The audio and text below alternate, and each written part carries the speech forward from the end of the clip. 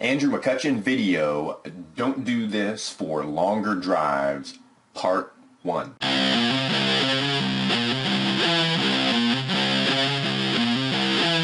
Hey, what's going on? It's Joey Myers from the Hitting Performance Lab, and in this video we're going to go over three things.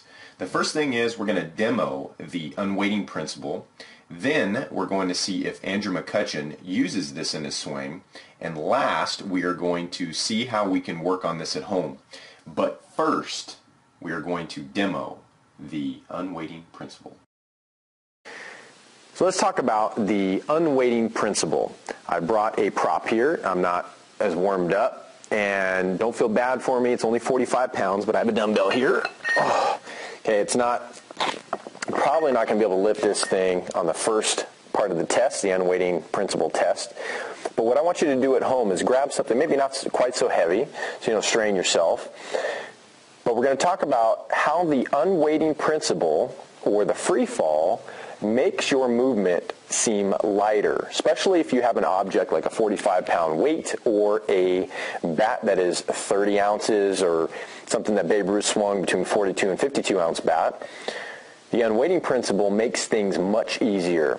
Let me show you. What I want you to do at home is I want you to stand straight up with the weight in whatever your strongest arm is, your right hand, And what I want you to do is, just standing straight here, I want you to try and raise this dumbbell up to shoulder level. Now, I'm probably not going to be able to do this. Okay, try it again. See if you can see the strain in my face. You can't bend your arm. It's got to stay straight as you come up. Now, what I want you to do is the unweighting principle. We're going to take a step forward. If you're carrying it in your right hand, step forward with your opposite leg. And then what we're going to do is we're going to, once your foot hits the ground out in front of you, then we're going to raise it up. And we're going to see if anything changes. So you're going to take a step.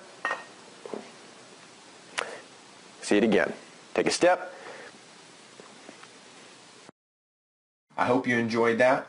Now we're going to go over whether Andrew McCutchen actually does this and how you can work on this at home. So let's see if Andrew McCutchen uses the unweighting principle. So we have a home run swing of his queued up, and we have a front yellow marker on his hip.